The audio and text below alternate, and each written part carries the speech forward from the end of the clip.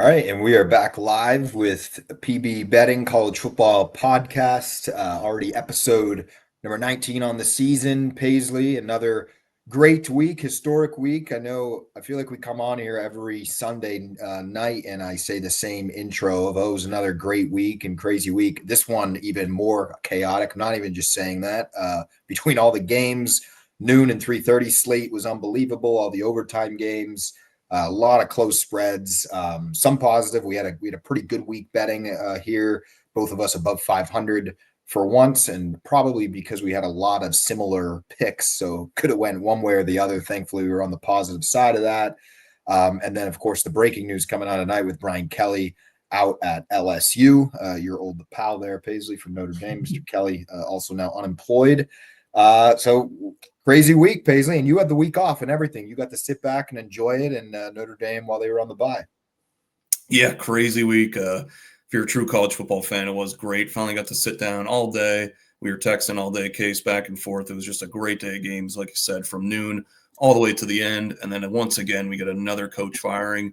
This one probably the most shocking out of all of them, just because he was so early in his 10-year contract, just got to LSU 3 years ago. And he's out. And, good riddance. I have no sympathy for what happened. Him at LSU just never saw the fit. He left Notre Dame in a bad fashion, left in the middle of the night, didn't tell his players. And, karma always works its way back into he wanted to go win a national championship, never even got to the playoff, and Notre Dame competed for a national championship last year. So, good things prevail. And, I think good things happen to good people. I don't think people would say Brian Kelly's a good person. So I think it's just some good riddance here for him.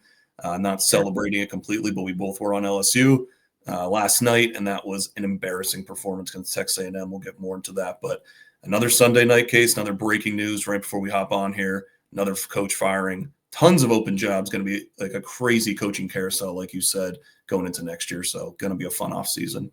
Yeah, going to be crazy. I think there's I don't even know. There's 10, it's 7 or 8 Power 4 jobs right now, and then there's projected to be up to 12. I was looking at tweets right before we jumped on here. It's crazy. And even teams that we kind of forgot about, Arkansas is open. That's a pretty solid job in the SEC. That's open. Virginia Tech's open. Stanford's open. There's a lot of mid-tier level jobs that are there as well. And, if they lose guys to bigger teams, it's going to, there's going to be even more that just open from the domino effect. But anyway, we could probably spend a whole podcast talking coaching carousel. But as far as the recap goes, 14-10 is what your record was, 1-1 on the locks. So it's pretty solid. You were also 14-10 last week. I was 9-6. So similar win percentage across the board. And like I said, a lot of similarities on the picks. One good positive. Unfortunately, we lost our parlay. We'll get into that also, but Illinois, just absolute joke of a performance out there out west. Real quick, I said how Illinois was so disrespected with that spread last week. Basically, I feel disrespected by Illinois for their performance. That was just not good. Lots on the lock there, was never close from the start. But you hit your underdog. They did win outright, so that was good. And I saw you tallied it up. If everybody was just betting our underdogs to win outright, we're plus 12 units or something like that on the season. Yeah, so that's always a great stat. We dug into that because I was kind of thinking, we've been 1-1. We had some juicy underdogs that you primarily hit early in the season, Case. And like we said, we just can't both get it done. It's just so frustrating when one of us gets the underdog that the other one doesn't. But yeah, plus 12 units, that speaks for itself. We're giving you guys winners. We're very close. So if you probably did them together, we're still up units on the total season, but maybe take them individually, like we mentioned last podcast. Kansas State, that was one of my favorite bets of the day. Again, noon slate. Started off really hot. Was nervous about it because my underdogs have not been hitting recently, but they covered that game and looked really impressive. Kansas State back in contention here for a Big 12 title potentially after that horrendous start.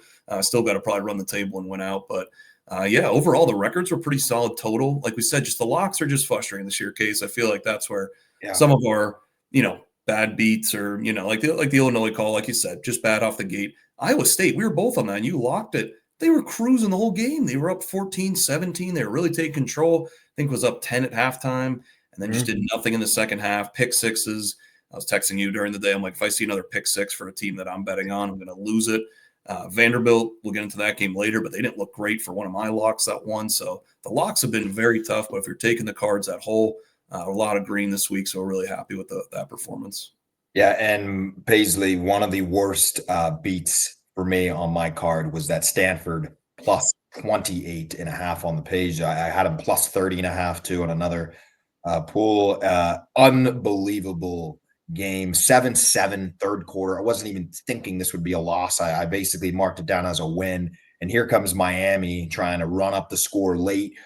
Whatever. I totally get it. If you want to run up the score, fine. But basically, this game, there was two fourth down conversions in the fourth quarter for Miami in order to go and cover the spread. They could have kneeled it down. It was under 2 minutes. They were inside the 5. I was screaming at my TV here, just hoping for a stop. Was really hoping Stanford would get a stop. And look, I'm going to blame Miami. I'm mad at Miami for covering, but Andrew Luck and Stanford, get a stop when you need it. When you need to post down here on the goal line, like they didn't even care. This game was 7-7 in the third quarter, and they just let Miami walk all over them in the second half. They ran it right down their throats. They had no response. Where was that first half? Where was that team in the first half? And then, of course, you have Miami with the cover at the end. But Stanford was just standing there at the goal line like they weren't even trying to tackle. Very frustrating way to lose. Thankfully, I'm still above 500, and it didn't really kill my day. And we'll also get to it later. But Michigan, we did get a backdoor cover with Michigan State there, so it kind of traded off with those picks. I guess I didn't have MSU on my card, but I saw you did on yours, so we kind of got that win there. But I lost to Stanford, so I guess it all evens out. But man, that was a frustrating way to lose my Stanford with 28.5, considering it was 7-7 in the third quarter. There's not a lot of passion for Stanford football case. You might have to put your name in for the head coaching job next year. Like they need that. They need that on the sidelines. They kept showing Andrew Luck and like, what is he doing? Coach. Yeah, like I don't know what he's doing unless he's talking to players. Like, what do you do? You're the GM, but now you're coaching. That's a wreck. But I love the passion about it. I did have Miami minus 29.5. We were joking about it during the game. There's no way they should have covered that game 7-7 at half, and they covered the 30.5 point spread. So, we say it all the time with betting, it evens out, or, you get some that really hurt you, and then hopefully you get some, that go your way. Like you said, with the Michigan State, we'll get to that one later, but literally scored with 7 seconds left. That one got me out of my seat. I was so pumped about that one. So hopefully it evens out, but the bad beats or the bad ones like that always stick around, and you don't forget those. It's very, very tough. Yeah, and on the slate, we both had Vandy. We also both had Wake Forest with 3.5, and I don't think we're going to break down that game, so I might as well touch on it now. Another just crazy game to start the day. This game, it felt over. Wake fumbled the football, going in for a touchdown twice, and that somehow they get the ball back with like 30 seconds. They get one big play, and they kick the field goal, win the game outright. Thankfully, like we felt pretty safe at the end with the spread there because we did have them with 3.5 and they got the outright win. But just a crazy game, very low scoring, weird game, like hard to follow. There were so many great noon slates, but big win for Wake. I saw that was projected on a couple of national personalities too, so that was kind of smelt out the whole way. But just the way the result isn't shocking. It's just the way that game happened. Wake was trying to lose. They find a way out of win at the end, but just craziness. Wake Forest had 5 turnovers and won the game. SMU had 3 turnovers, so 8 turnovers total. Just turnovers galore. They held SMU to 8 first downs, which is really impressive. So, yeah, that's what we were saying, coming into the year with SMU. They're just not that great. Really just couldn't move the ball offensively. And Wake Forest, a surprise team that a lot of people were really doubting, and definitely bottom sellers of the ACC. They're playing some nice ball, and they kind of should have beat Georgia Tech a couple weeks ago, and that's one that's going to be lost in the shuffle with Georgia Tech having such a great year. But, yeah, the Demon Deacons, that field goal went in by like an inch from like 54, just absolute craziness. So that was so much fun. That's why I love betting here, because you're going to be watching a lot of games probably you wouldn't be watching in a normal space. But that was a fun one to start off the day at noon. Also, another crazy one that we're not going to touch on: North Carolina almost getting the big win over UVA. You kind of called it on the preview. I thought about it too. We both had it on our card, so got another double win there with UNC plus 10.5. They almost won the game outright. And we talk about a game of inches. That they had to be a centimeter away from that 2-point conversion. I mean, he extended his leg. If you didn't see it, look up the UNC 2-point conversion. It was just a crazy crazy game, crazy result. They almost pulled off the win. Also, could be another job open, by the way. We're talking about jobs. Who knows what Belichick's situation is next year? Maybe that job will be open. But game of inches, North Carolina comes up literally an inch short from knocking off UVA. Yeah, I never saw a ball get so close to the end zone or the pylon and it just somehow didn't hit it. UVA's got some voodoo magic or something. That was something we called on the pod, and it really turned into that where UVA's just not it. And I know they get flowers for winning the games and stuff, but a lot of these analysts and stuff are really trying to, Virginia for the ACC title, or maybe they're a playoff team. They got so lucky they could easily have 4 losses actually right now, with 3 of the games that just broke crazy ways their last 3 games. So that's something that we talk about on this betting podcast. Don't just look at the records. Don't just look at the national media or the rankings. How are these teams actually performing on a week in, week out basis? And we call that with UVA complete frauds. And another game too. There's so many games this week that weren't even big games that we have to recap here, but another crazy one, and we may get to it later at the end of the podcast, but Mississippi State and Texas. Thankfully, Mississippi State covered the spread there because they were up by 17 points in, I think it was like the early fourth quarter or late third at least. Actually, I think it was fourth. It was the fourth. Not only, they blow it completely. Texas looks like the number one preseason Texas all of a sudden. Their final 3 drives, Mississippi State had no response. And then, the punt return, Texas goes into overtime and gets the win. I don't know. Like, I'm still not impressed with Texas. I was a big Texas hater a week ago. I'm still all the way there, but just what a collapse by Mississippi State more than anything. Yeah, they were getting severely outplayed by Mississippi State. That home crowd was rocking. Yeah. The cowbells were going, and they really deserved to win that game. And then that's where, like, as a bettor, like we always say, no lead safe, or you never feel comfortable. Like, you had a plus 7.5 ticket, which I did, and I don't know if you did too, and they're up 17. You're like, there's no way even we'll get the cover. You're up 24.5 theoretically. And then they almost did blow it in overtime with that. If it would have went to a second overtime, they would have won with the 2-point conversion, win by 8. Like, so that's what's tough, and that's just ingrained in your head when you're a bettor. Just nothing safe anymore, just this craziness. And that's another team that we just talked about, UVA, but they got very fortunate. Texas, the last 2 games that should have been 2 losses to Kentucky and Mississippi State, who are at the bottom of the SEC. So what if those 2 games go a point or a swing or 2 differently? Texas and Sark might be on the hot seat with losing 2 games. So there's a lot of things, like you said, Case, a lot of headlines get taken, and then some teams just go below the, sea level here. Texas is very fortunate because they should be getting a lot more hate, but they got very lucky the last 2 weeks. But yeah, just, again, another crazy game. Really upset for Brandon Walker and the Mississippi State fans. Just a tough one because they've been battling with a lot of tough things throughout the years and not a good program.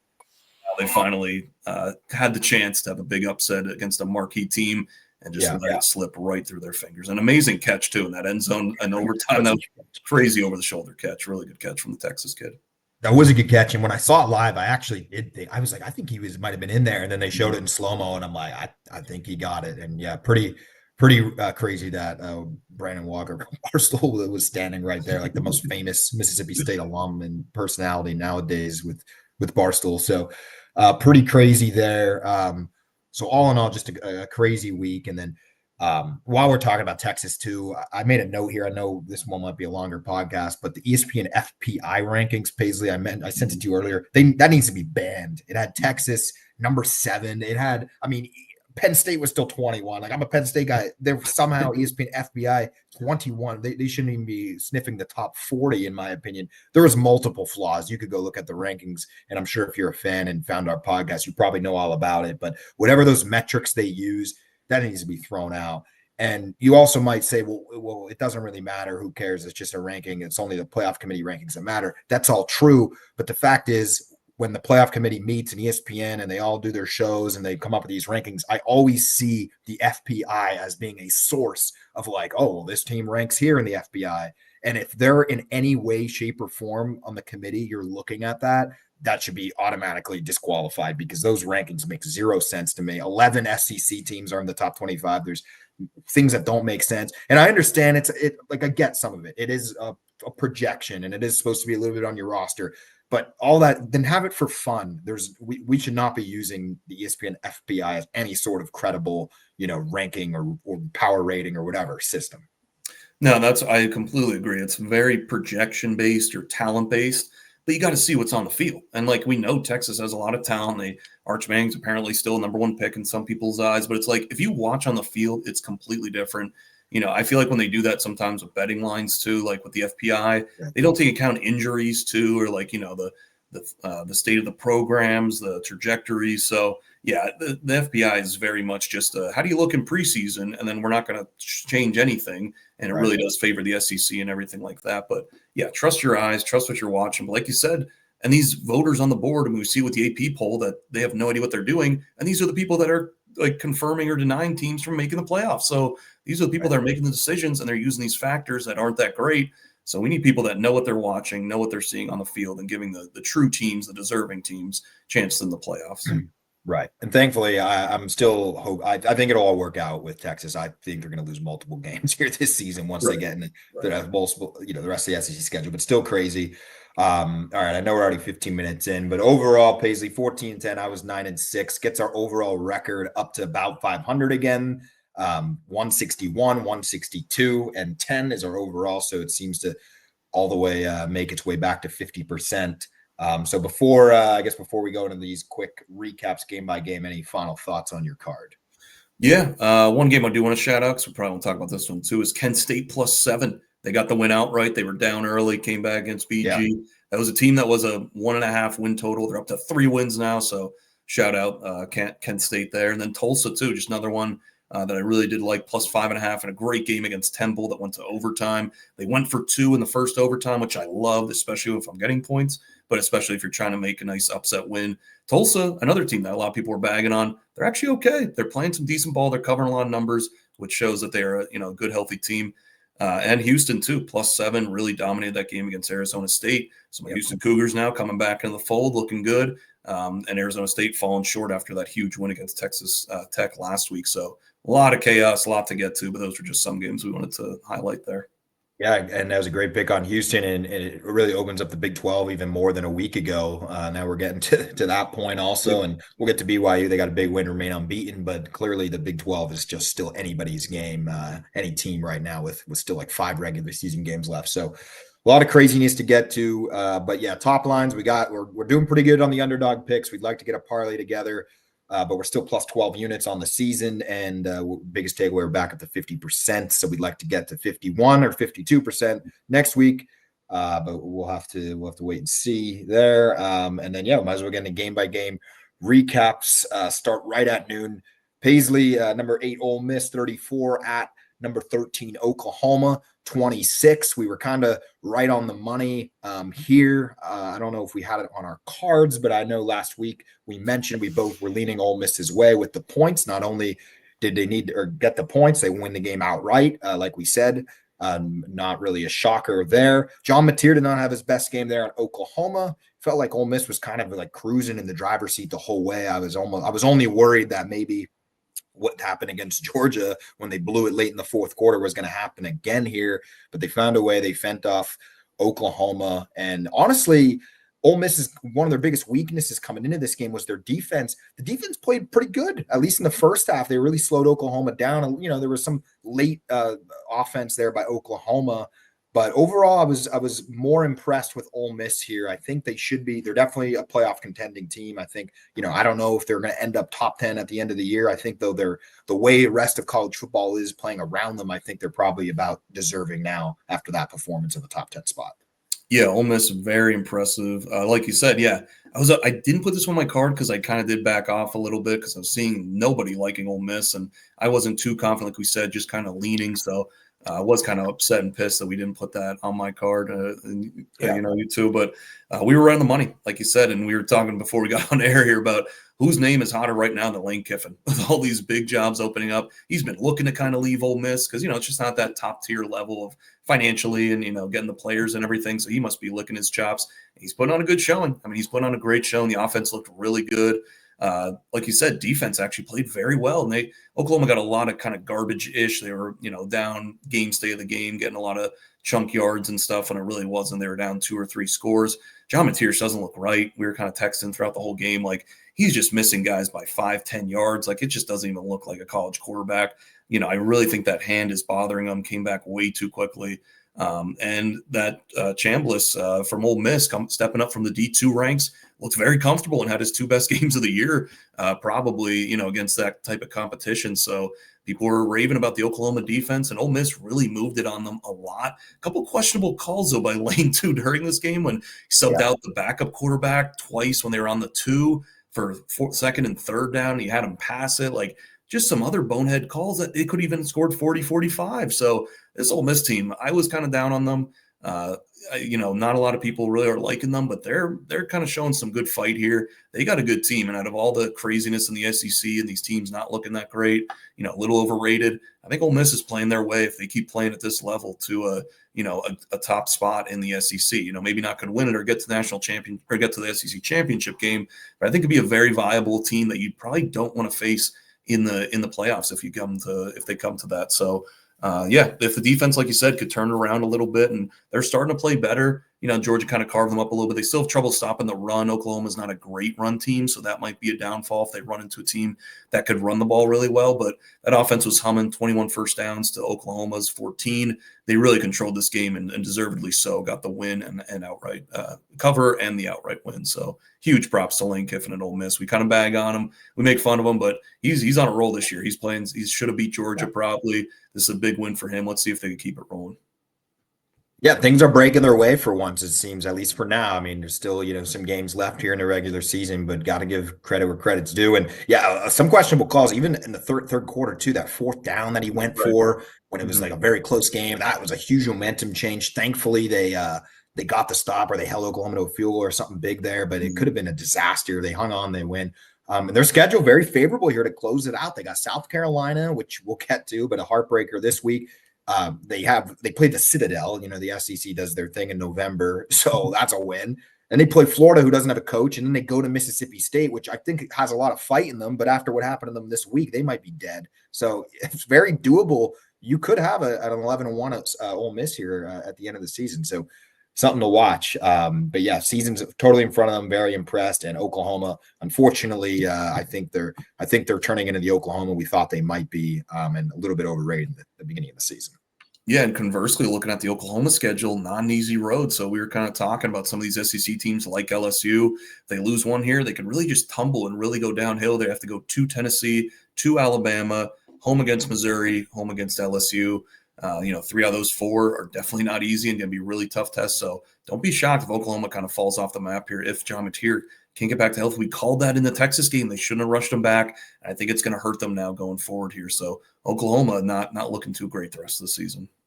Headed to the group of 5 here. Number 18, USF, 31 on the road at Memphis. Memphis 34. Paisley. Memphis gets the big win at home over USF, and all of a sudden, I mean, this was a crazy game. This game had playoff implications for, of course, that group of 5 spot, but then also just the game itself. South Florida was up 31-17 going into the 4th quarter. This one ticked me off. I had South Florida -6.5. Felt like they were covering the whole game. They were covering. They were playing better. I'm just looking at the yardage now too. They outgained Memphis by over 100 yards. They looked really good for 3 quarters, but same thing like so many of these other games. 4th quarter comes around, Memphis keeps themselves on the throttle. I know it was a big question mark too about their quarterback. Their starting quarterback did end up playing, but I still took USF -6.5 on my card, and they controlled the game. South Florida. 4th quarter comes around, Memphis comes storming back, gets the outright win, knocks off the upset. So now all of a sudden that number 12 spot for the playoff becomes huge with, Memphis now, USF. Now you got all these other teams. James Madison, watch out for them. There's still a bunch of teams in the mix here. So completely opened up the floodgates for that spot. And then also huge win for Memphis. And this is a killer for USF. Definitely a heartbreaker. Really wanted to win this one. But they can't get it done. And Memphis is now possibly sitting in the driver's seat for that number 12 spot. Yeah, for sure. This was a huge game for Memphis. I think we were, kind of hoping USF would just get it, kind of clear that spot and really lock that in. The big storyline, like you said, the quarterback did end up playing. There was reports it wasn't looking good all week. And he showed out pretty good. He really is important to that team, especially in college football. Like, the drop-offs from some of these starters to backups is huge. This line was fluctuating like crazy, got all up to 6.5, like you said, 7. He got announced right before the game. So that's when it's like a little sketchy because it was not really well known until right before the game, like minutes before. Yeah. Line drops all the way down to 3.5. So it was just a mess from the start there. But like you said, USF ran for almost 300 yards, 295 on the ground, 564 total, and come up short. They had a couple turnovers that killed them when they were kind of driving the ball, a couple key third downs they didn't get. But Memphis made enough plays. Like you said, they really did deserve, that fourth quarter comeback, but they did not look good the first three quarters. I just want to see USF because I feel like they could maybe challenge a team in the playoff. I don't see the same for Memphis. I think this was more just a one-game sample. They definitely have a nice, easy road now to the American Championship. Like they got Rice. Tulane might be another team too. They're playing some good ball. That's a team that no one's really talking about, but I think they only have one loss to Ole Miss. They could run the table too. So the American, I think, is going to be where the team comes out of the group of five. So definitely Memphis, Tulane, USF still in that mix. Like you said, JMU definitely still has everything in front of them. It's going to be tough. They're probably just going to have to you need a little help from some of this American teams to lose. But I just really wanted to see USF keep going. They still have a shot. They still have a decent chance. Like we said, they could probably still lose one of these games because they have that great win at Florida. If they could find themselves in the American Championship, that'd be best case scenario, and then they could win that, and that'll just look better in their cap. So it's going to be a fun race coming down to the American. A lot of good teams in that group of five conference. Some of the other conferences are a little bit tougher to watch, like we see with Conference USA during the weekday. The MAC conference doesn't really have a standout team. We were hoping Toledo would be that. And then JMU is really the class of the Sun Belt. There's not really a lot of teams that are really challenging them. We thought maybe ODU, but they weren't even close. So definitely, I think it's going to come out of the American. It's going to be a fun race, so definitely keep your eye on that going forward. Going to be a lot of great games and a lot of very important games coming up because now these teams are going to be playing each other going forward. But big win for Memphis. Sucks for USF, but got to give Memphis some credit there for that big fourth quarter comeback. Also, Navy still remaining unbeaten in the American, and I know Paisley, you're not a big Navy fan against the armed service academies here, but still 6-0. They kind of had a weak schedule. They got a lot of tough games coming up: North Texas, South Florida, Memphis. So everything's ahead of them, and of course Notre Dame. That's non-conference, maybe. So there's a chance Navy's done winning on the season, but they are still unbeaten. So got to give them some credit there. So you never know. Maybe they'll shock the country here and get the bid somehow, or at least get to that conference championship game if they at least knock off two of these three. Two of Memphis, South Florida, North Texas. They probably have to win two of those three in order to get there. Yeah, it is a tough schedule for Navy, but like you said, great start. We took FAU plus the points last week. They did cover. So shout out Florida Atlantic there. I think I put them on the card, but yeah, Navy might be done winning the rest of the year. That's just a brutal schedule to end. So could be good though. They have it all in front of them. If they win those games, they could do it themselves and get there on their own.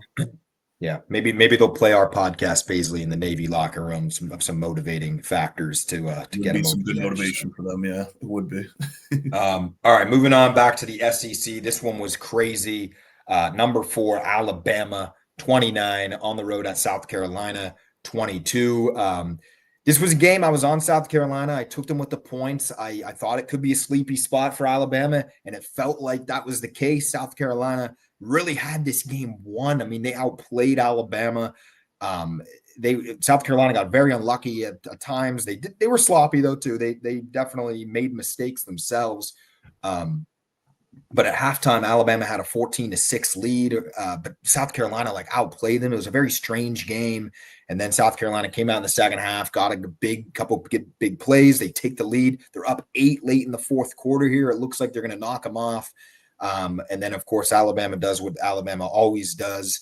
They go down, they score, they get the 2, they tie it up. South Carolina then gets the ball with the chance to win the game, and what else? But they fumble it. Alabama gets it and goes down and scores in 60 seconds and wins the game. But crazy game, and this was going on kind of as an afterthought at all these other games going on, Missouri, Vanderbilt, which we'll get to, and all these other games.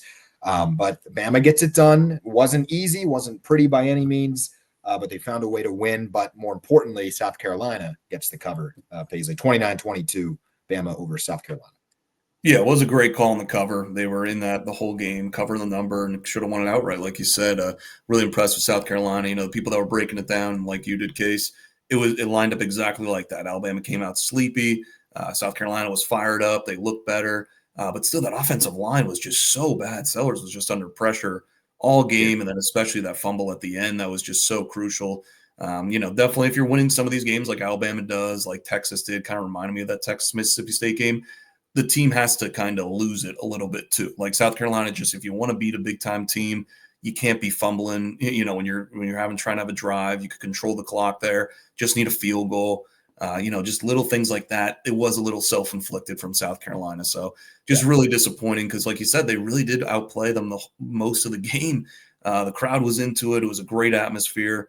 A couple like missed field goals, I think they had too. Like it was just little mistakes that if you're trying to take down a top 5 team, at home and you're unranked, you got to play, close to perfect or be really buttoned up. And just a couple sloppy penalties. Another time, I think they were down by the 2, almost had a score, called it back for a 10-yard, 15-yard holding, went all the way back to like the 25-30.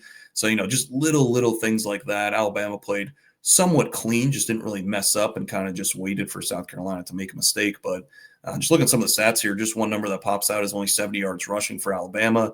This has been a worry the last couple of games, even though they've been winning. They're not really running the ball effectively, and they're kind of getting run on a little bit. So just something to keep in mind that we kind of highlight with some of these teams that are winning and doing good, just to keep in mind with if they have the wrong matchup or if they have the wrong, spot in the schedule, it really could come back to bite them. So their trench play still needs a little bit of work, Alabama. But the receivers and Ty Simpson just really came through. What was that last play going on with that fake reverse to the quarterback? And then South Carolina had nobody on the other side there. And then the guy just let him go through. Like, I get you want them to score, quote unquote, so then you get the ball back. But there was only like 20 seconds left. I'd rather try and stop them. And these field goal kickers aren't automatic in college. So even if it's a 30, 35, 40 yards, still make them do the operation. Maybe it's a bad snap, bad hold. The kid could just miss it. So just little things like that. I don't know if they told him to let him go into the end zone. If there was like a minute or minute 30 left, I could see that. But it just felt like even when South Carolina got the ball back there with 20 seconds, it was like, and no timeouts, what were they going to do? Like, I didn't know and they had to score a touchdown. So just some mind-boggling things. Not sure what it truly went on in that situation if the coaches told them to do that. But yeah, just little key plays like we talk about all the time. Alabama was just a little more buttoned up. The key moments, South Carolina came up a little short, but this could have been a huge win for South Carolina. Really let it slip through their fingers here. But Alabama gets by again. They finally get to their bye week, get to refresh a little bit, but still a really good team, Alabama. But definitely kind of skating by these last couple games here. Yeah, they're definitely skating by. You could look at this game a couple of ways. You could say, hey, Alabama has some major flaws. They, maybe they're not as serious as we think they are. Like, are they going to be able to compete, versus Ohio State or Indiana, or how's that going to look? But then, the other side is, they did play a gauntlet of a schedule. They had to get through Tennessee, Missouri, Vanderbilt, and kind of like I said a week ago, why I thought this game was going to be closer was just for those reasons. I thought it was a tough spot. South Carolina, this is probably their Super Bowl. They're just trying to play spoiler. But it wasn't pretty, but Alabama found a way, and they did get the win. So we'll see. Their schedule does lighten up then too, also for Alabama a little bit, especially now with LSU. Who knows what's going to happen with them without Brian Kelly now. So Alabama remains unbeaten in the SEC. I don't want to say they could kind of coast their way to the SEC title, but they a lot needs to go wrong for Alabama to like drop 2 of these games. Like, they're at the point where even if they dropped one of LSU, Oklahoma, even at Auburn, I know that would look ugly, but let's not forget Ohio State lost to a terrible Michigan team last year and then won the national title. So that would be my only comparison. Alabama could probably, I'd say they're pretty safe even if they lose one of those 3 at this point. Yeah, and I'd say quietly, too, a little compliment to Alabama. Their defense is kind of playing a little bit better each week. Like, that was a worry because the offense is so good. Defense was kind of having a little trouble. They kind of been holding teams in check. That's all you need to do when you have a really good offense. So got to give props to the defense. They're really kind of holding it down and keeping them in some of these contests and making them win, like the Missouri game and like this one, too, holding teams to under 24, 21 points. It's pretty impressive. And getting to now Missouri, a devastating game for them on the road at Vanderbilt. Paisley, we were on this one. It was ugly. It wasn't pretty. It was a sloppy game. We're both on Vandy -2.5. They get it done. It was not pretty, though. Some really rough quarterback play, kind of on both sides here most of this game. Diego Pavia didn't look his sharpest. Neither did Bo Pribula for Missouri. Unfortunately, he got hurt then at the end of that game. And a pretty gruesome injury, but some good news is apparently he doesn't need surgery now, which they thought he did originally. So he actually could be back even by the end of the season. I don't know if they'll even try to do that, but if Missouri were to make a late playoff push, maybe he'd be good by then. But nonetheless, not a great game by Missouri. But credit where credit's due with Vandy's defense. That was kind of a flaw we thought, coming into today, but they shut down Missouri, they win the game on much lower scoring than we thought it would be. And this is kind of similar to those other games, is the result's not stunning that Vandy wins this game by 7, but just the way it happened in a very low scoring game, they get the done though, and they remain a serious playoff contender for Vanderbilt, and they get it done 17-10 over Missouri. Yeah, this one, like you said, both on Vanderbilt. They got the cover. Completely ugly, though. I completely agree with you. I was very impressed with Missouri because I did not think too highly of them. That defense came to play. Some of these games, like I was thinking of Tennessee, Kentucky, I was like, why did I not take a look at the over? I think it had like 90 points. Like this was kind of a little remorse too. I was like, why didn't I look at the under here? These defenses were playing pretty well. Dead nuts under game the entire way. So just something that, even if you don't bet it, like maybe take a look at some of these box scores and some of these games for the future sake of it. But like you said, both defenses really came to play. It was a grind. It was very hard to get past midfield. Just all the yardages were way down. So, I mean, starting on the Missouri side, like you said, it looked very impressive. Even when the backup came in, made some nice throws or moving the ball, just their kicking game. And this is something that's happening to a lot of teams and potentially my team, Notre Dame. Like, is a factor if you can't kick a field goal in college. Like they got down how many times to the 10, 15, and they weren't confident. They went for it a couple times. They kicked it one time, hit it off the upright. It's a real problem if you can't just kick a 30, 35-yard field goal because then you're trying to go for it. Just throws off your rhythm, throws off how you want to call a game. So that is some Missouri that really plagued them, especially in a game where points are at a premium. If they would have got a couple field goals, maybe they could have been up 6 instead of tied game or, whatever the case may be. So this was a crazy game.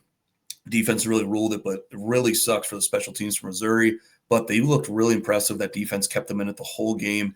I think Missouri kind of deserved to win, honestly. I think they should have won this game.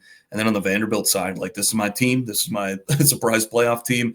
They didn't look like it, and I don't know if they could do what they did in the playoffs or if they get to the SEC championship potentially. Like, I don't know if they're that top-tier team. They kind of seem to need to win one way. Now they do that very well with running the ball, keeping the ball away from the other offense. Playing really good defense, really good, physical offensive line, defensive line. So it could work, and it's going to be a grind, kind of like an Iowa type style. They kind of have to win. But just looking at some of these passing numbers, and I know Diego Pavia, I really love him. He's a great college quarterback, but he does struggle throwing the football. And then he got a couple batted down, only threw for 129 on the day, really just relies on that scramble. So if they have a spy back there, which Missouri was doing a couple times, which was smart, kind of shut down some of his creative running lanes. He only ran for 138 on the ground. So just a really choppy game. But like you said, they got the win, got the cover, which was big for Vanderbilt, but definitely did not look good. And this is something that, we're trying to look big picture. We're trying to look at, down the line here. I don't know if I trust Vanderbilt now going forward. It could have just been a bad game. And Missouri's defense, I think, is pretty good, maybe top 20, top 15. But not a good look for the passing game. And, it seems like they have to win at one game for Vanderbilt. So definitely shaky, but we'll take it as a best bet winner. Like you said, some of them we deserve to win and we don't. This one we didn't really deserve to win, but it did cover.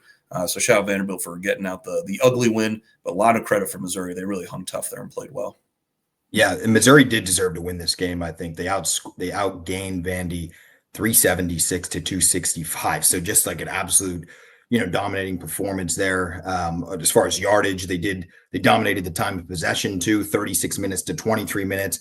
But like you said, in college, it just comes down to these, like kickers or like special teams, or just mistakes. And yeah, Vandy found a way to win. They certainly didn't deserve it, but a win is a win. And I agree with you on Vanderbilt as far as being a playoff team at this point. I think they'll get in, but like, I don't know if they're that team that we thought they are or could be. So certainly a little bit disappointing there. It's nice that they're scheduled. I don't think it's too bad. They're 7-1 overall, and I'm just pulling up their schedule now on how they end up. But yeah, they still have Auburn, they have Kentucky, so they should win those games. But you got to go to Texas, and I think they're better than Texas. But I saw some of those opening lines. I think Texas might even be a little bit of a favorite there. You got to go to Tennessee at the end of the season, so still a lot of work to be done there. If you're Vanderbilt, they get the win, which is nice, and this was a big hurdle. But certainly they still have their cards cut out in front of them. Yeah, definitely selling a little bit of my Vanderbilt stock. I still love this team overall, but like you said, yeah, to win at that, they could maybe slip up. I could see them maybe losing at Texas or Tennessee. You never know what Texas you're getting when it comes to these games. So, and one little more nugget too, just looking at fourth down, Missouri was 4-5. So definitely had some fourth down luck go their way and converted a lot of big fourth downs that Vanderbilt could have got off the field. But really good fight from Missouri. But Vanderbilt, let's see, it was a tough spot after that big win. Now looking at LSU, that game was a little closer than it kind of was too. And LSU's now a joke and can't do anything. And they scored a lot of points on them on that defense. So, just taking it week by week and looking at every result. But yeah, Vanderbilt, not the best showing, but they did get the win, which is important. Yeah, no, important win. And we never want to discredit wins as ugly as they are. It is a tough sport to win in. And so nonetheless, Vandy gets it done, ugly, but advanced 17-10. All right, Paisley, now over to the Big Ten. This one, I don't even want to talk about it. We could just glaze over it quick. Washington 42 at home. They dominate Illinois 42-25. This one was very irritating for me. I was all on Illinois. I believed in Luke Altmaier. I thought Brett Bielema, I thought they were doing something big there. I said last week how their only two losses were the number 1 and number 2 team in the country. Well, that was true at that time. It is no longer true. They got dominated, and it felt like every fashion of this game.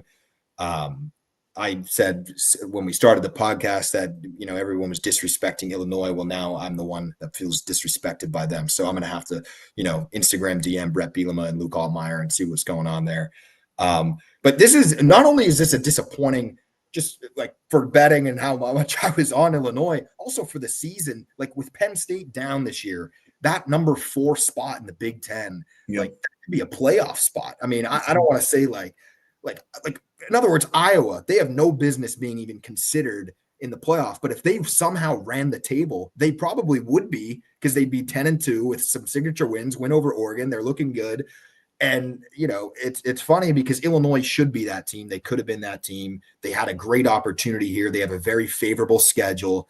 And I know I'm not really talking about this game specifically because, quite honestly, they just got beat on all sides of the football in this one. But that 4th spot now in the Big Ten, it's wide open. You got USC, you got Michigan, you got Iowa somehow. You got all these teams that are kind of fighting for that 4th spot. And I don't know if they will get 4 teams in. I think right now I'd lean 3 unless one of these teams runs the table.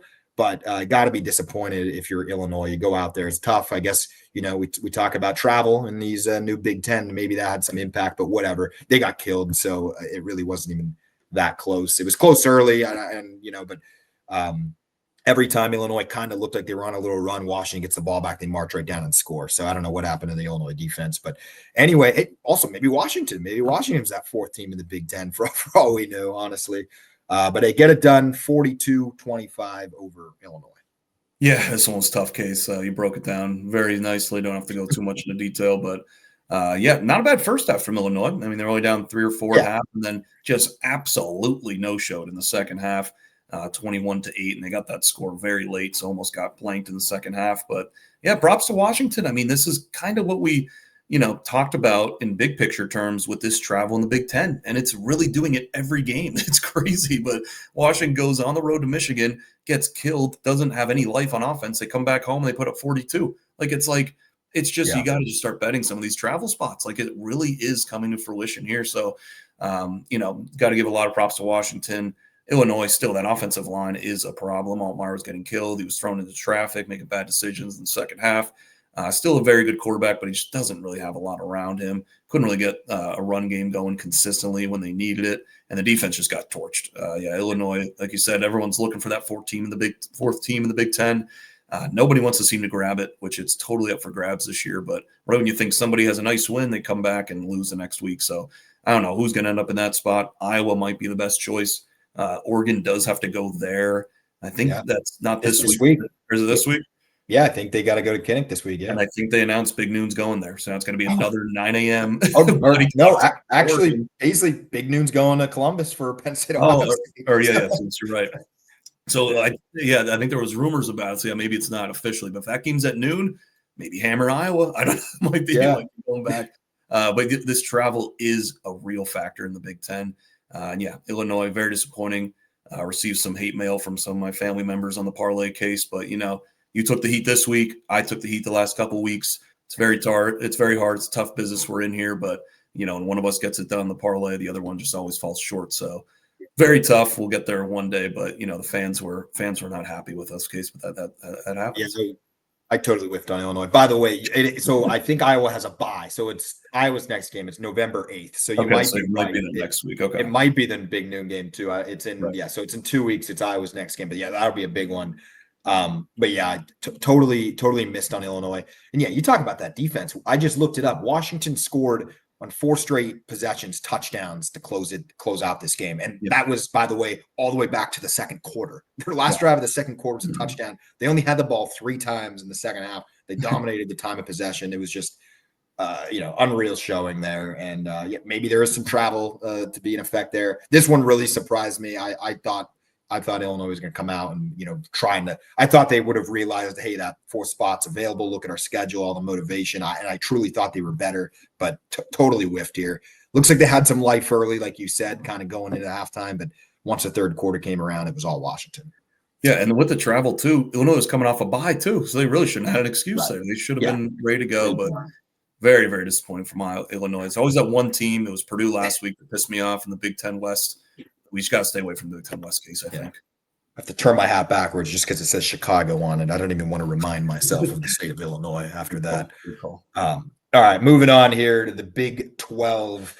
Another strange game. I know we touched on it early. BYU, number 11, undefeated, gets the win 41-27 over Iowa State. And, Paisley, maybe BYU is going to be that team this year that could finally break through. Could they grab a playoff spot? We kind of been writing them off. I mean, me particularly, I think we were both on Iowa State here. They get it done, but Iowa State was controlling this game for 2 quarters. They dominated the first half. They were up. I don't know what happened. I know we were texting back and forth on this one. There were so many great games going on that it was hard to follow, but their defense just completely fell off. BYU was able to do whatever they wanted. And then, little do we know that they end up pulling away. And every time, Iowa State got it back to 7, BYU just went down and scored again and made that margin 2 possessions again. So Iowa State, I think, definitely self-inflicted. I think they could have won this game. They're at home, but credit where credit's due. BYU finds a way. They remain unbeaten, and they're in the driver's seat right now in the Big 12. Yeah, definitely a lot of credit to BYU. This was kind of similar-ish spot, not as great as the South Carolina one. So just another example where the spot was so good, South Carolina covers. This spot was so good, and then Iowa State had a good chance to cover but didn't. So it doesn't always work out that way. But like you said, just looking at some of these stats here, Iowa State had 495 yards of offense, almost 500 yards of offense. But like you said, the turnovers were key. They had 1 pick six, 3 interceptions, 1 fumble lost. BYU 0 in both departments, so they played clean. Again, sometimes we recap these games, and sometimes it's just who plays clean, who's having the self-inflicted wounds, big moments, big swings in the game, who are winning those, and that's usually who decides the game. So BYU did a lot. Bachmeier looked good again. He's a good quarterback. Like last year they had Retzlaff, and he was kind of had a ceiling. This guy's good. True 5-star freshman, really just getting better each game. He could run it. He had really good time throwing it for 300 yards in this game against an Iowa State defense. Good over game if you had that. Just a lot of back and forth. And like you said, I have 2 multi-views going at a time. I got 2 TVs, 4 on each team. I got 8 screens. And it was so hard to follow them because there was just 9, 10, 11 good games going on, like you said, Case. So this one, I thought we were cruising to a nice winner with Iowa State. And then again, just didn't really show up in the second half. But huge props to BYU. They did have a nice, clean second half, played clean all game. I think they're definitely more legit this year than last year because of the quarterback play. Definitely still have some holes, in their team. But who doesn't in college football nowadays? But especially in a Big 12 where it's wide open, another big test, I think, next week against Texas Tech are coming up soon. So that'll be a huge one. But coming off of the Holy War, coming to on the road to Iowa State, not an easy place to play. A lot of respect to BYU. And this is another great start for them. I think maybe it could be a little different than last year. Maybe they could win a couple, maybe get to the Big 12 title. Still feels weird they're in the Big 12, but I could see them maybe playing in Jerry's World down there in the Big 12 championship. Yeah, that would be exciting. And honestly, that Big 12 championship game could be the best one out of all of them because maybe it is almost a quote unquote preliminary playoff game. If, that runner up in the Big 12 has 2 or 3 losses, they're out of it. That championship might be the only bid that they get. And yeah, BYU, credit where credit's due. The 4 turnovers, like you said, that was the difference. Iowa State even outgained them in this game. It's just you can't win a game when you're -4 on turnover margin. And yeah, like you said, they do have Texas Tech coming up in a week. They're off this week, but then they go to Texas Tech. So a little bit of bye week that should help before they play Texas Tech. But yeah, their season's right in front of them. Their next 3 games will probably determine. They have Texas Tech, TCU, and then at Cincinnati, who Cincinnati also right up there in the Big 12. So they got a shot themselves. So BYU definitely could be legit. We'll see. Not completely writing them off, but everything is still right in front of them. And for how crazy the Big 12 is, I'd probably take the field, not because I don't believe in BYU, just because I would take my numbers, over.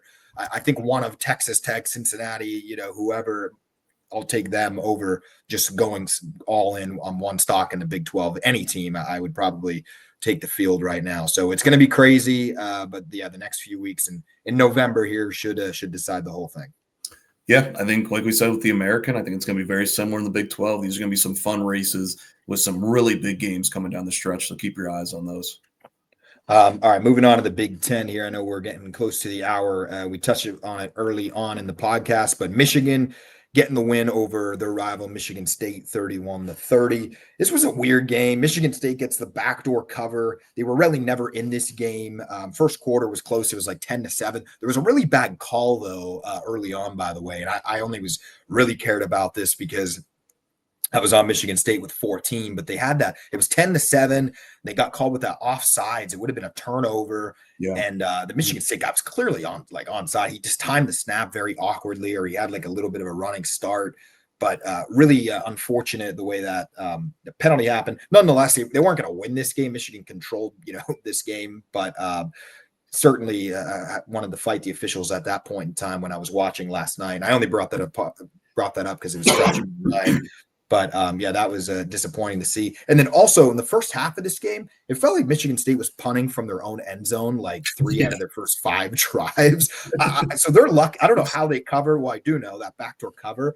But every time I looked on it on the quad box, I was just like, Michigan State's punting again, like from their own goal line. So they're lucky this thing didn't get out completely out of control. But yeah, Michigan right in there for that 4th bid in the Big 10. Same as last week. I'm not like all in. I'm not thoroughly impressed with Michigan. They did what they needed to do, but it is a rivalry win. They get it done. But yeah, Michigan State late backdoor cover. And yeah, I guess the only thing positive I could say about Michigan State is I guess it could be worse for them. But nonetheless, they fall short here, 31-30, Michigan with the win. Yeah, I don't know when they got their first down in the game. It might have been like right before halftime because they just couldn't get a first down and they just kept punting from their end zone. And Michigan, like you said, they were just set up at midfield and they just couldn't convert. So yeah, weird game's a good way to describe this one. Like you said, it kind of ended exactly how it played out. Like Michigan just was in control, really controlling the game. They couldn't really pass the ball. And looking up at some of these numbers, they had 86 yards passing case in the game. Like Underwood, he has all this talent, but I'm just not seeing it. I'm just not seeing it against a bad Michigan State team. Yet 86 yards. Now I know they were running the ball very well. They ran it for 276. So obviously, if it's working, don't if it's broke, don't fix it. But I don't know if you could trust them in a big time spot. Maybe when they play Ohio State later in the year, when they need to throw the ball or need to be a little bit more dynamic and not just be able to run the ball, but they were able to run the ball the last couple of years in Ohio State. So, we'll get to that game later on in the year. But yeah, Michigan State, very disappointing. I thought they'd have a little more fight. Defense actually held up okay. They were getting gashed on the ground, but then they were kind of stopping them once they got close to the red zone. But the offense, I thought, would have a little more success. Childs just looked bothered all night. The play calling, just couldn't get a run game really going. It was just a messy game for Michigan State. But then they somehow got the cover, like you said, which was very important to us, especially me on the page. They're putting it on there. So really dominating game from Michigan. A lot of credit where credit's due. Again, still some holes that I'm not sure if they could fix later on in the year. Michigan State, maybe another team that has a coaching spot open at the end of the year with all these crazy things. Like we said, that guy's on the hot seat too. So a lot of crazy stuff. But yeah, Michigan got another solid win. Definitely starting to look more like themselves with that run game. But let's see if they could do it once they step up in competition a little bit more. And yeah, Michigan is quietly 4-1 in the Big 10 too, and they have Purdue, Northwestern, and Maryland, so they could easily be 7-1 in the Big 10, going and playing Columbus, or I guess they're actually at home. And if they were to get that win this year, I think that would knock out Ohio State from the Big 10 title game. Again, it would be Michigan versus Indiana. There's a lot to play out, but keep that in mind. The craziness. I mean, just when you don't think it could get any crazier, it could happen. So, keep that of note. Michigan quietly, 4-1 here in conference. They do have that loss to Oklahoma early, so that's why they're kind of sitting all the way back there at 25. But they're I don't think they're great by any means. I think they're solid, but maybe I think they're probably around that top 25 range, fringe team. But nonetheless, for the Big Ten right now, they're quietly in the hunt. I think I would put them. Yeah, and that game's at Michigan in Ann Arbor. Yeah. So that's huge, and that's got to be frustrating for Ohio State. You go undefeated, and that if we lose this one game, we're out of the Big Ten championship. Literally, obviously everything's still in front of them, and they can still make the playoff, obviously. But that would be so frustrating. So I love when these games play every year. The last game of the year, I think it's so cool when it comes down to some high stakes. So we'll get to that one in a couple weeks, but it's going to be a very, very nervous watch for some Ohio State fans, I would have to assume. All right, moving on. SEC final game, Paisley. Brian Kelly fired LSU. He was 20-1 coming into tonight in night games in Baton Rouge, but got absolutely got blown out. I mean, dismantled by A&M 49-25. I mean, this is a game in two halves. I mean, I don't want to completely discredit the first half. LSU did, they played well. They were scoring. I mean, I don't want to say they played well, but offensively they were able to score. I think they had the lead, right, going into halftime. But second half came around and it was just completely lopsided. I mean, one way A&M dominated them. Marcel Reed cruising their way to a 49-25 victory. Ultimately, the news tonight with Brian Kelly being let go. So you got that whole mess down in Baton Rouge. And on the other side, you got A&M who, I said a week ago, I think I said 2 weeks ago, I'm starting to get a little bit irritated. We were both on LSU here. Thankfully, it didn't ruin our cards. We still had a very positive day on the page, and it would have been it probably would have been great, maybe even record level if we got the LSU win here. But nonetheless, completely lopsided second half here. A&M 49-25 over LSU, and now Brian Kelly and James Franklin could go on a nice 2-month retreat together before next year. Yeah, like you said, they were up at half. It was 18-14. You said that. I was like, I think they were. Let me check that. 18-14. And then they got outscored 35-7, kind of 35-0. They scored again very late in the fourth quarter. So 35-0 through the their two quarters. Like, just embarrassing. I mean, one report that I saw too, which was pretty crazy. There was this longtime strength and conditioning coach at LSU that was there for all three national titles since the 2000s. And Brian Kelly's first move when he was there was to fire that guy. For some reason, I don't know if he wanted to bring his guy in, if he didn't like him. That guy, Case, goes to Texas A&M. He's on the Texas A&M staff, and they beat them down the last 2 years.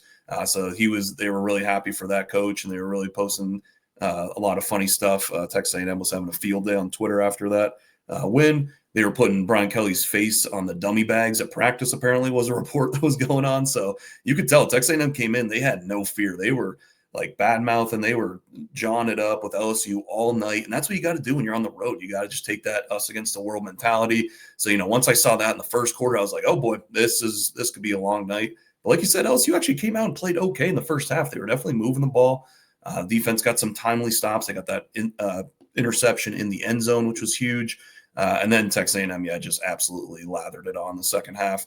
And LSU just no-showed. So not sure what happened there in the halftime locker room. Like you said, came all the way down now to a firing. So things could really change quickly in the college football world, as we know. And this is another problem that, again, LSU season definitely not looking great, but they could not run the ball all year. They have 60 yards rushing. Texas A&M had 224 yards. Like, you talk about just simplifying the games a little bit. Teams that could run the ball, control the line of scrimmage, that usually is a good sign. That's a good team. That's what you want to do. So LSU just never felt they really put a lot on Nussmeier. I don't know what happened to him this year. I don't know if he's still injured. I don't know what's going on. He doesn't look right. So just a very, very disappointing, catastrophic.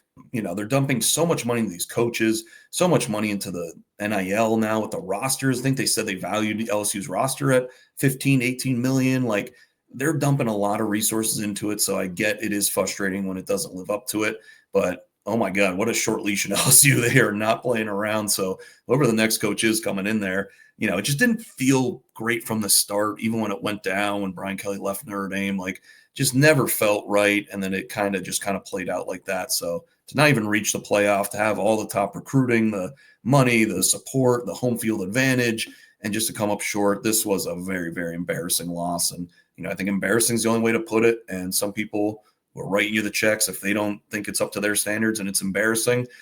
they'll cut you loose. And that is definitely the day and age of college football, but still shocked by it.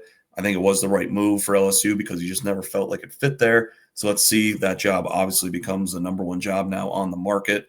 But yeah, like you said, he was 20-0 in night games and he loses one game out. Like there was some flashes of good, but I don't know, Case. This patience in some of these programs is just running very, very thin, and some of these expectations might need to get tempered with a little bit. Yeah, I mean, it's a good point, and I know we mentioned off podcast, but might as well say it for any listeners. But yeah, Brian Kelly, this is his fourth season, and the last three guys before him, which were not easy shoes to fill, Saban, Les Miles, Ed Orgeron, they all won an SEC championship and a national championship in year four, or I should say by year four. So clearly that's where I guess their mark was, and he wasn't hitting it, and he thought it was time to fire him. And I definitely agree. I think LSU is definitely the number one job in the country. I mean, this is, it's you got the everything about it, the tradition, you got the stadium, you got the fan base, you got the money. More importantly, really than anything right now, you got the NIL funds. But keep in mind, like you said, the pressure with college football and winning at the highest level. Whoever that next guy is, whether it be another head coach somewhere else or an offensive coordinator, they're going to have to know, like, I have to come here and I need to win in 3 years or 4 years. And the leash might even be a little bit shorter because LSU fans now are even more impatient because, yeah, it might be year one for a new regime next year. But in an LSU fan's mind, this is year 5 of not winning anything or year 6. So it's like the leash continues to get shorter and you see it all around the country. And I'm not trying to say in any way Penn State's a better job because we'll give you 12 years, but maybe, there could be a little bit slightly less pressure. Now, not with the fan base that I know and like our friends, and there's a lot of crazy people that just think they're going to win the national title every year, but that's not reality. So, keep that in mind on, do you want to go to a place like LSU where by year practically 1, 2, if you are below 500, you're probably gone. Whereas, other schools, even Florida, I mean, Florida is appealing too, because I don't think they realize that there's a little bit of a longer rebuild at Florida than there is LSU. LSU is like ready to go next couple of years. Like they got to get that ship turned around or this is going to continue to happen. But crazy with Brian Kelly. I wish I could say I'm shocked. A week ago, we said it was possible. I didn't think it'd be this week, but after those reports I saw last night, it happened so quick. They decided to part ways, just one blowout, and never getting over the hump there in year 4 for Brian Kelly. Yeah, no, it's a great point about the pressure. It has to be the most pressure-packed job now on the market, like you said. I mean, that's what I was thinking. Like, was it 3-4 years, and he was in the middle of his 4th year, already gone? Is he going to go on College Game Day and have a press conference or a thing about it on Saturday and say that he was absolutely shocked? But anyway, but yeah, it's going to be a great. But this is somewhat the transfer portal too, Case. So we talk about. I think Kelly actually leaned into it more than he wanted to because I think he thought he had a win right away, like you're saying. So sometimes it creates this. You can't really build. You can't really have patience. Dips into the transfer portal, tries to go heavy there. Definitely did not work the last couple of years and didn't really work this year. So. That's definitely something that, did he want to do that? Is that the way the program should have gone? But when you have to win right away in that year, you kind of have to just start dipping in the transfer portal and get some guys, just try and collect talent instead of building guys year in and year out. And then just one last note on this. What happened to the LSU defense last 2 games? Like this was supposed to be a, high-ranked defense. Blake Baker was another hot name in the coaching market. In the last 2 games, 31-49. They couldn't even stop a nosebleed. So, was there other stuff going on internally and that's why they moved on? Similar to the Penn State thing, or was this, a coaching thing, players only? Like it's very hard to say, but just an all-around mess from LSU. And yeah, when they start breaking out the fire your head coach chants in the 3rd quarter and people are leaving, not a good look. So see you, Brian Kelly. I don't know. Let's see if he lands somewhere else. I don't even know. Like if he'll even go somewhere else, he might just chop it up and be like, I'm done with all this and take his money and ride from the sunset, Jimbo Fisher style. But you could see a lot of mix and matching now, like James Franklin going somewhere else, Brian Kelly going to another high program. So it's going to be very, very interesting what we said with this coaching carousel. We might have to come on the offseason a couple of times on the pod to break some of these coaching decisions down, honestly. Yeah, absolutely. And it's definitely going to be chaotic. It's going to be a lot of moving parts come even after, like right in January too. It's probably going to be insane right around that playoff time. That's right when all these, coaching jobs are probably going to fill. So yeah, craziness down there in Baton Rouge. On the other side, A&M, big win. Paisley, I'm interested in your thoughts here. How would you rank right now the top 3 between Ohio State, Indiana, and A&M? Do you think there's any gaps there? Do you put A&M possibly at 1, or are you going to be like with everybody nationally right now? It's Ohio State, slight gap Indiana, and then A&M. I'm interested to see if you agree with that or if you'd arrange it in any other order. Yeah, I'd go definitely Ohio State 1, and I think there's still a pretty good gap between them and Indiana. I love Indiana. I was on them this week against UCLA. They are so good, but I just think Ohio State is that good. So I go pretty decent gap, Indiana 2. Little gap. I don't think there's much separation. I'd actually put Alabama slightly higher than Texas A&M if I had to rank them. If they go head to head, this was a great win for Texas A&M, but I just still think if you're comparing them to Alabama, I would take Alabama in that matchup, but that was a very, very impressive showing. So I go Texas A&M 4, Alabama 3. Not too much separation between them and Indiana, but I think Ohio State does have a pretty big separation with them.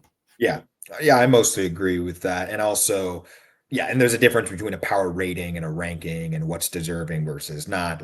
You could go all day on that. And yeah, I said a week ago, Alabama, I thought was number 3. I think A&M yesterday makes it a little bit closer. I was very impressed. And of course, with Alabama not looking great, you could probably slide A&M there in any order. I don't think there's any right or wrong. We'll see. It'll all figure itself out in the SEC championship. But no, there's definitely clearly it's those 4 I think that are playing the best football right now all around. So it should be fun final month. One more point on Texas A&M too. Those receivers are so good. They are very, very good. Yeah. And my only worry about them in that first half, their defense. I'm just still not sold on that defense. Now they have Elko. They should figure it out. But we looked at LSU's offense, wasn't really that good, and they were moving the ball and had a lead in the first half. So that's my only worry about Texas A&M. But the offense is electric. They could score in a couple seconds with how those receivers and Marcel Reed so electric running the ball. So that's a fun offense to watch. Yeah, no, I remember watching that Notre Dame game too. And after that game, I was like, man, those receivers on A&M are really good. Like they got playmakers. And sometimes that's all you need. You need just a few key game-changing players to really just, take your team from an 8-4 team to a 10-2 or 11-1 like contender. Like that's sometimes all it takes. So A&M definitely has those pieces. So we'll see how they close it out. Usually every year, you get to this point and A&M kind of starts out hot and then they lose a couple. But could this be a little bit different for them? Could they finally, like all these other teams, could they be the ones that get over the hump this year in the SEC? All right, so that's our game recaps. Paisley winners and losers, always a fun little segment we do every podcast. Also, we appreciate everybody tuning in and listening. We'll be back on Wednesday night with our preview, but before that, winners and losers of week 9. Paisley, who's your I guess we can start with winners. We'll start on a positive here tonight. Who's your winner of week 9? Sure. I'm going to go Big Ten case. I'm going to go the Iowa Hawkeyes. I'm going to give them my winner of the week. I was on Minnesota. Unfortunately, that game was over. We texted once they went down 17-0, I think it was. I was like, Minnesota's not scoring 17. That game's over. They won 41-3 against Minnesota, quietly playing some good football. Now, that was a weird one last week against Penn State, but kind of looking at the schedule case from them, they beat Rutgers pretty soundly. They beat Wisconsin 37-0. I think they should have beat Indiana in that game a couple weeks ago. They lost 20-15. They really were in that game if they would have hit that field goal and a couple other mistakes that they had. And they have the schedule now to make some noise here in the Big Ten. They got Oregon, like we said. They have going to USC the week after, and then they have Nebraska to round it out and Michigan State in there. So I think they could, they're quietly under the radar. I don't know if they're completely improved, but full body of work, I think they're actually doing okay. And if they would have got that Indiana win, that could have changed a lot of things. But huge one going to be in 2 weeks against Oregon, like we said. Hopefully they get that noon kickoff and it'll be 9 a.m. body clocks. But got to give a shout out to Iowa, man. Really playing some good football right now. Hopefully they can run it and spoil some of these Big Ten hopefuls here. Basically, that's a great pick, and it's so great. I had Iowa actually as my winner of the week also, but thankfully I did on my little note sheet here. I had the Iowa Hawkeyes as my winner, but thankfully I had a second one just in case, also in the Big Ten. It is the Wisconsin Badgers for scoring for the first time in 12 quarters. I had Wisconsin as an honorable mention, and I was happy. I put also in parentheses when we are not SEC homers on the show like so many of the other the national personalities. So happy we're giving. Yeah, exactly. This is a PB ESPN here on on Twitter. So big shout out to Wisconsin. First time they scored in 12 quarters, I believe, after getting shut out by Iowa, 37-0, shut out by Ohio State, 34-0. Oregon, 21-0 until late in the fourth quarter. Wisconsin was able to put some points on the board. So that's an honorable mention now, 2 weeks in a row, Wisconsin. I know it's been a rough year, 0-6, right? Or lost your last 6. Probably going to fire Luke Fickell. But there's some positives. You got that 4th and 19 a week ago against Ohio State, and now you come back and you put up some points against Oregon. So it could be worse here if you're Wisconsin. There's some trending in the right direction. Yeah, I was actually watching that game late in the fourth quarter because I live bet Oregon minus 20.5, and then of course they get a touchdown. That game, it was pouring rain. Wisconsin threw like a 50-yard bomb. It was in the air forever. I don't even know what the DBs that Oregon knew was in the air. And then this guy made a crazy catch at the 2. And then right when he caught it at the 2, I'm like, oh my God, if they don't score this, they have to get a touchdown. So huge shout out Wisconsin. They ruined my bet, but it was a funny late in the game there. For me, go ahead. No, I was gonna say, whoever, your loser of the week. Yes. So my loser of the week, I'm gonna go the Colorado Buffaloes. This is one also late at night that probably weren't a lot of people were watching. 53-7, they lost to Utah. And this might have been one of the worst first halves I've ever seen in a game. I think they had negative passing and rushing yards at halftime. They were down 43-0 at halftime. 43-0 at halftime. Their offensive line might be the worst I've ever seen in football. Like that quarterback was just he was running around for his life. They gave up 422 yards rushing to Utah in this game. Just an absolute beatdown.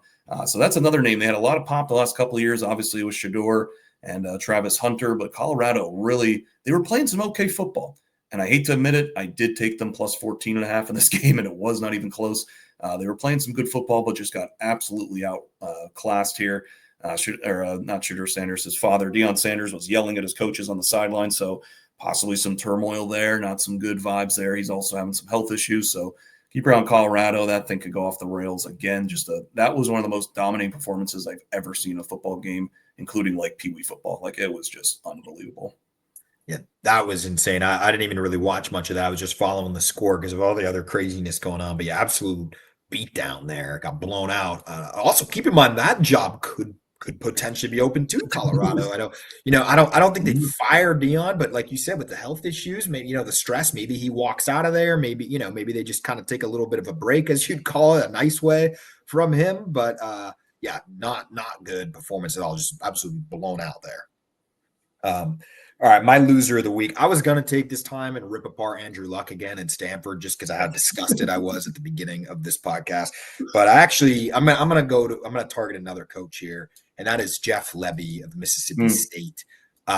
Look, you're not as talented as Texas. You're not as good. You probably shouldn't have won the game. But how they played it, they completely dominated. They had the game won, complete breakdown. And I know it's not all on the head coach, but what is on the head coach is you're in overtime, you're down 7, you have 2 timeouts, your quarterback's having trouble snapping the ball for whatever. It's like 3rd and 10. You have a false start, the crowd's going crazy, even though you're at home. Clearly the tensions were high. Everybody was like going nuts. You false start, you still have a timeout. You put your quarterback back out there. The play clock's running down, false start again. And then you're like, okay, after 2 false starts, they're going to call timeout. Nope. Play clock running down on 3rd and 20 in overtime. You need to score. And then he gets sacked for like a loss of 30, fumbled the ball, whatever. It was a disgusting ending. But that chain of 3 plays, Paisley, is deserving of my loser. That was awful. Call the timeout. I remember after the first sack, I was like, call the timeout. Or false start, doesn't call it. Second one happens. We're like, now you're going to call the timeout. Doesn't happen. And then he gets sacked. I just wanted to tear my TV off the shelf here behind me. I was so irritated. Jeff Lebby, what are you doing? Call the timeout. Loser of the week. No, and you're spot on. And that's some of these coaches are, if you want to have these big time upsets, you got to be pretty sharp and you got to be focused. And it's just they really hurt themselves in some of these moments. But absolute collapse for Mississippi State. Could have been a program turning around win. And then you lose it like that. Yeah. Just a really tough one. But yeah, Mississippi State just feel for everybody there in that state. Yeah. All right. That was a longer one. I know we're over an hour 15, but that was our week 9 recap. Crazy week, covered a lot. Brian Kelly fired, tons of great games. Paisley, any final words here before we head in the double digits, week 10 coming up? Nope, I'm good. I think we covered it all. Good show. All right. Per usual, we will be back Wednesday night. We appreciate you all listening. Don't forget to hit the subscribe button. We're counting all of our subscriptions this year on YouTube. And yeah, we'll be back breaking down week 10, another great week. And yeah, everybody have a good and safe week.